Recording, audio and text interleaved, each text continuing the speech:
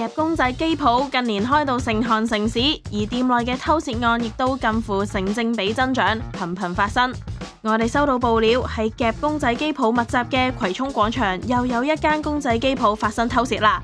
琴日夜晚嘅時候啦，咁我哋有客人咧就中咗一盒嘅公仔啦，跟住我哋叫佢攞嘅時候，佢就同我哋講翻話冇嗰盒公仔，即係我哋有擺入去㗎嘛，咁我就 check 翻 CCTV， 就發覺喺12個鐘前，即係大概1點半度啦，咁就有一對父子咧嚟咗我哋部機嗰度，就偷咗4盒嘅公仔咯，價值大約600蚊度。睇翻 CCTV 片，孭住紅色書包嘅小朋友先行入鋪頭，而身穿橙衫嘅中年男士亦都一齊行入去。好啦，小朋友率先出手，迅速彎腰，伸手入獎品處攞走一盒玩具。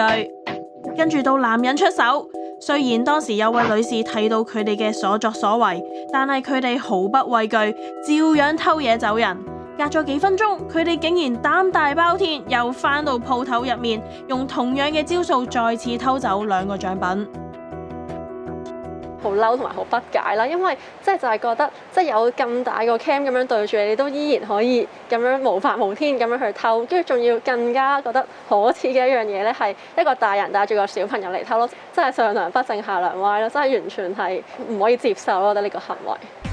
點解賊人咁容易落手？原來玩呢一部機全靠一個信字，只要用西瓜波掉中有貼住咪帽紙嘅可樂罐頂，就可以玩刮刮樂。刮中咗就可以獲得號碼對應嘅獎品，而呢一個獎品處只係得一塊擋板，輕輕一推就可以伸手入去。頭先嗰對疑似父子根本冇俾錢玩遊戲，直接喺獎品處伸手攞獎品。咦，遊戲嘅設計似乎有啲唔安全喎。就係希望你兩父子係有睇呢個嘅節目啦，麻煩你 contact 翻我哋攞翻嗰4盒公仔，攞翻你哋偷咗嘅嘢俾我哋咯，同埋好好反省下自己嘅行為咯。一個大人帶住個僆仔去偷嘢，係咪一個